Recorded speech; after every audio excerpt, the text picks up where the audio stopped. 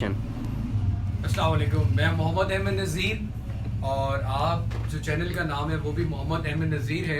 आज हम chapter number 4 की बात करेंगे, वर्क एंड एनर्जी की। और चैनल पे वीडियो देखने से पहले अगर आपने मेरा चैनल सब्सक्राइब नहीं किया हुआ तो इसको जरूर सब्सक्राइब करें। और अभी हम स्टार्ट करने जा रहे हैं वर्क एंड एनर्जी। बहुत आसान सा टॉपिक है, 4.1 टॉपिक की बात करेंगे। और यहाँ पे जो मेरे स्टूडेंट्स बैठे हुए हैं वो बीच में इंटरप्ट करके अपने जो क्वेश्चंस हैं वो भी पूछ सकते हैं। सो मेरा बेटा, सबसे पहले आप लोग भी बैठ जाओ, बैठ जाओ। सबसे पहले मेरा बेटा हम स्टार्ट करते हैं वर्क एंड एनर्जी। इस चैप्टर में हम वर्क, एनर्जी और एक और चीज जो है पावर, उसके बारे में पढ़ेंगे। तो सबसे पहले हमारे पास 4.1 टॉपिक है, work done by a constant force. लेकिन work done by a constant force पे जाने से पहले हमें ये चीज क्लियर करनी है कि what is the difference between constant and variable force. What is the difference between constant and variable force. आप लेक्चर के साथ साथ अगर लेक्चर को नोट भी कर लेंगे तो आपके लिए लेक्चर को समझना या इस टॉपिक को समझना और ज्यादा आसान हो जाएगा। तो सबसे पहले मैं बात करता हूं फोर्सेस की। हमारे पास दो तरह की फोर्सेस हैं, एक आपके पास कांस्टेंट है जबकि दूसरी आपके पास वेरिएबल है।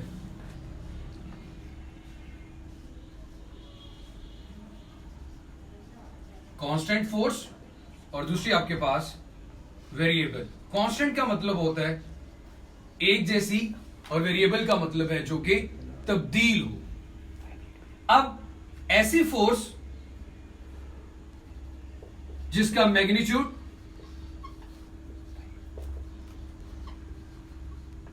सेकेंड, डायरेक्शन, ऐसी फोर्स जिसका मैग्नीट्यूड और डायरेक्शन दोनों सेम रहे। ऐसी फोर्स जिसका मैग्नीट्यूड और डायरेक्शन दोनों सेम रहे, ऐसी फोर्स को क्या नाम देते हैं? Constant force. ऐसी फोर्स को क्या नाम देते हैं? Constant force. जैसे कि अगर हम बात करते हैं 30 न्यूटन ईस्ट, 30 न्यूटन ईस्ट, मैंने डायरेक्शन भी बता दी और फोर्स का मैग्नीट्यूड भी बता दिया। तो ऐसी फोर्स जिसमें मैग्नीट्यूड और डायरेक्शन दोनों सेम रहे, ऐसी फोर्स को क्या नाम देते हैं हम? कांस्टेंट फोर्स का। अब बात किसकी करते हैं मेरा बेटा? वेरिएबल फोर्स की। ऐसी फोर्स जिसमें या तो उसका मैग्नीट्यूड तब्दील हो जाए, मैग्नीट्यूड कहते हैं न्यूमेरिक वैल्यू को। जैसे कि आपकी हाइट 5 फुट 9 इंच है तो 5'9" उसका क्या है? मैग्नीट्यूड है। सो न्यूमेरिक वैल्यू, नंबर को हम मैग्नीट्यूड कहते हैं। दूसरी चीज आपके पास क्या आ गई मेरा बेटा? डायरेक्शन। ऐसी फोर्स जिसका मैग्नीट्यूड और डायरेक्शन दोनों में से कोई एक चीज तब्दील हो जाए, उसको क्या नाम देते हैं हम? वेरिएबल फोर्स का। क्या नाम देते हैं? वेरिएबल फोर्स का। बिलाल साहब आपके लिए जरा ध्यान से, ठीक है? उसके बाद मेरे बेटे, जैसे कि एग्जांपल ये है कि अगर कोई ऑब्जेक्ट सर्कुलर पाथ में मूव करता है, अगर कोई ऑब्जेक्ट सर्कुलर पाथ में मूव कर रहा है तो लम्हा बा लम्हा उसकी डायरेक्शन में क्या आ रहा है? चेंज आ रहा है। उसके डायरेक्शन में क्या आ रहा है मेरा बेटा? चेंज आ रहा है। जब उसके डायरेक्शन में चेंज आ रहा है तो मैं ये बात बड़े क्लियरली इजीली कर सकता हूं कि ये कौन सी फोर्स होगी मेरे पास? Variable force. कौन सी फोर्स होगी? Variable force. आप लोग ऊंची भी बोल सकते हो, नो इश्यूज में कोई मसला नहीं है। Variable force. अब जैसे कि आप किसी हाइट की तरफ जा रहे हैं, जब आप किसी हाइट की तरफ जाओगे तो हाइट पे जाते हुए ग्रेविटी की वैल्यू भी वेरी करेगी, फोर्स तब्दील होती रहेगी। तो ऐसी फोर्सेस को हम क्या नाम देते हैं? वेरिएबल फोर्सेस का। तो आज का जो हमारा टॉपिक है 4.1 टॉपिक, वो है मेरा बेटा work done by a constant force. Work done by a constant force. अब सबसे पहले उसकी बात करते हैं।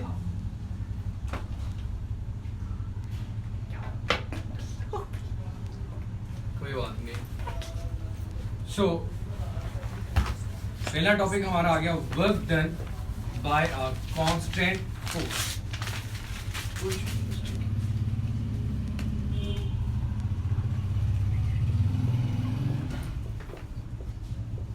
डिफरेंस क्लियर हो गया कांस्टेंट और वेरिएबल फोर्स का।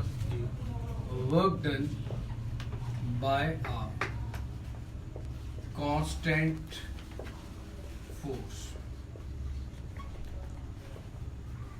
अब भाईजान सबसे पहले द प्रोडक्ट ऑफ, डेफिनेशन की बात करने जा रहा हूं, the product of force, the product of force and magnitude of displacement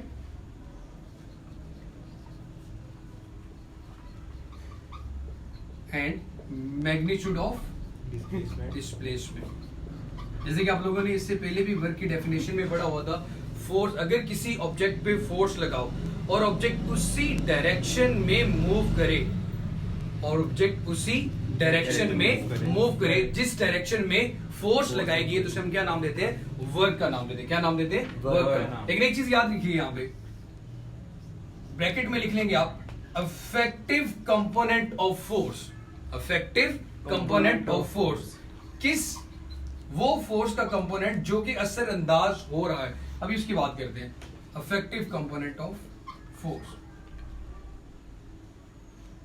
आप लोगों ने इसका फॉर्मूला पढ़ा होगा, work is equal to F dot D. Chapter number 2 में हम डॉट प्रोडक्ट में एग्जांपल दे के आ रहे हैं।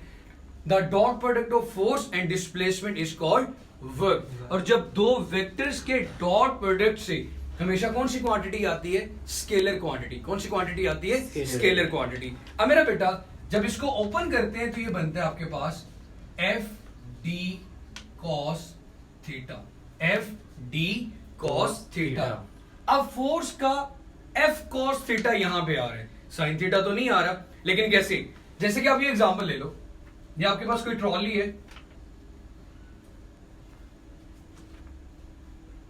आप इस ट्रॉली को खींच रहे हो, फोर्स लगा रहे हो। अब ये force not along the x axis, not along the y axis. तो हम क्या करते हैं? फोर्स को उसके रेक्टेंगुलर कंपोनेंट्स में रिजॉल्व करते हैं। फोर्स को उसके रेक्टेंगुलर कंपोनेंट्स में रिजॉल्व करते हैं। जैसे कि ये आपके पास आ गया एफ वाई साइन थीटा, और ये आपके पास क्या आ गया? F x cos theta. या मैं इसे क्या देता हूं? एफ कॉस थीटा, और इसको क्या नाम दे देते हैं? F sine theta. वाई के अलोंग साइन थीटा और एक्स के अलोंग कॉस थीटा। और ये हमारी क्या सी मेरा बेटा? फोर्स, और यहां पे बनने वाला एंगल थीटा। अब खुद ये बात बताओ मुझे कि इस ट्रॉली को उस तरफ, इस डायरेक्शन में ले जाने के लिए कौन सा कंपोनेंट फोर्स का इफेक्टिव है? F cos theta. क्या ट्रॉली ऊपर की तरफ जा रही है? नहीं, ट्रॉली तो इस डायरेक्शन में जा रही है। इस डायरेक्शन में ले जाने के लिए कौन सी फोर्स लग रही है? F cos theta. कौन सी फोर्स लग रही है? F cos theta. तो हम लिखेंगे work is equal to f cos theta into d। f cos theta into d। अब मेरा बेटा ये बन गया आपके पास f d cos theta, और अगेन उसी फॉर्म में दोबारा फिर लिख सकते हैं work is a product of force and displacement. अब displacement in a specific direction, straight line, shortest distance को कहते हो आप लोग। अब मेरा बेटा यहां पे ये cos थीटा आपको ये चीज बता रहा है कि जब cos की वैल्यू मैक्सिमम आएगी, वर्क क्या आएगा? मैक्सिमम। जब cos की वैल्यू 0 आएगी तो वर्क की वैल्यू क्या आएगी? 0। अब देखते हैं, हमारे पास, हमें बड़े अच्छे से पता है, if theta is equal to 0 degree, if theta is equal to 0 degree, तो cos की वैल्यू उस वक्त क्या आ रही होती? cos 0 क्या होता है मेरा पुत्र? 1। और cos 90 आपके पास क्या आता है? 0। cos 90 आपके पास क्या आता है मेरा बेटा? 0। इसका मतलब यह हुआ कि जब फोर्स और डिस्प्लेसमेंट के दरमियान, जब फोर्स और डिस्प्लेसमेंट के दरमियान एंगल 0 होगा तो वर्क की वैल्यू क्या आएगी? मैक्सिमम। जैसे कि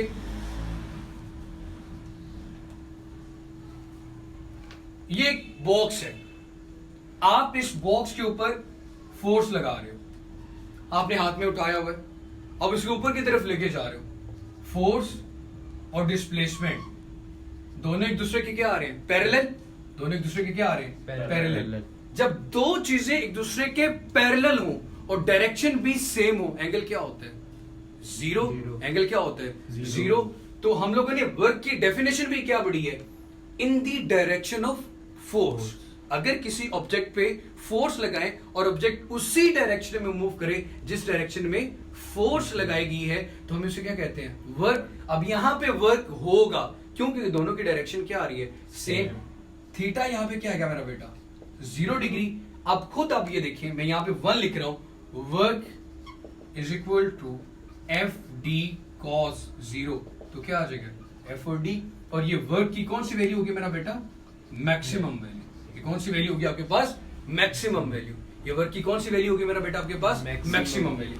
उसके बाद अगर ऐसा होता कि आप इस बॉक्स को उठा के आगे ऊपर या नीचे की तरफ मूव नहीं करे, आप चल रहे हैं, तो डिस्प्लेसमेंट किस डायरेक्शन में आ रहा है, राइट। इस डायरेक्शन में फोर्स क्या लग रही है, अपवर्ड डायरेक्शन में। यहां पे एंगल क्या बन रहा है, 90 डिग्री। वर्क की डेफिनेशन ये कहती है कि फोर्स और डिस्प्लेसमेंट दोनों सेम डायरेक्शन में हो, लेकिन यहां पे क्या एक दूसरे के परपेंडिकुलर। एंगल क्या आ रहा है, 90। हमें थ्योरेटिकली ये बात पता चल गई कि यहां पे वर्क नहीं होगा। तो यहां पे हम मैथमेटिकली प्रूव करके देखते हैं कि अगर आप एफ डी कॉस 90 पुट करते हैं तो वर्क की वैल्यू क्या आएगी मेरा बेटा, 0 आ जाएगी। और ये कौन सी वैल्यू होगी आपके पास, मिनिमम। कौन सी वैल्यू होगी आपके पास, मिनिमम।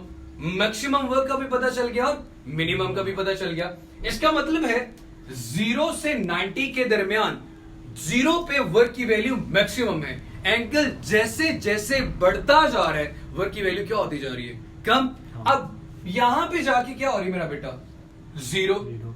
यहां पे क्या है, मैक्सिमम। इसका मतलब है इधर इसकी वैल्यू पॉजिटिव में आ रही है, इधर इसकी वैल्यू क्या आ रही है, पॉजिटिव। मतलब आप cos 30 पे देख लो, cos 40 पे देख लो, cos 50 पे देख लो, 0 से वैल्यू कम होगी। मतलब 0 नहीं होगी, कुछ ना कुछ वैल्यू होगी, लेकिन वैल्यू क्या होगी, पॉजिटिव। आप खुद देखें, अगर आप 90 से ज्यादा कोई एंगल पुट करते हो, जैसे कि मैं ये कहता हूं कि अगर मैं बॉक्स को ऊपर की तरफ उठा रहा हूं और बॉक्स पे ग्रेविटी की फोर्स क्या लग रही है, नीचे की तरफ, या फिर बॉक्स नीचे की तरफ अगर मूव करना शुरू कर दे, तो मुझे ये बताएं, जब दो चीजें एक दूसरे के एंटी पैरेलल हो, दोनों एक दूसरे के एंटी पैरेलल हो, दोनों की डायरेक्शन ऑपोजिट हो, तो एंगल क्या होता है, 180। एंगल क्या होता है, 180। अभी मैंने ये कहा जब एंगल ग्रेटर देन 90 आएगा तो वर्क की वैल्यू क्या आएगी, नेगेटिव। अब मेरा बेटा ये देखिए, theta is equal to 180 degree, work F D cos 180। जब भी मेरा बेटा cos 180 निकालोगे तो वो माइनस आएगा। तो ये क्या आ गया मेरा बेटा, मैक्सिमम तो है लेकिन नेगेटिव। मैक्सिमम तो है लेकिन नेगेटिव। ये बात क्लियर होगी। तो ये हमारे पास work done by a constant force में हमने 3 केसेस पढ़ लिए कि वर्क की वैल्यू मैक्सिमम कब होगी, वर्क की वैल्यू मिनिमम कब होगी, वर्क की वैल्यू 0 कब होगी, या फिर आपके पास उसकी वैल्यू नेगेटिव कब होगी। क्लियर है मेरा बेटा। और ये चीज भी क्लियर होगी कि कैसे अफेक्टिव कंपोनेंट ऑफ फोर्स यहां पे काम कर रहे हैं। 4.1 टॉपिक था हमारा। यहां तक कोई इशू है तो मेरा बेटा पूछ सकते हैं। No sir,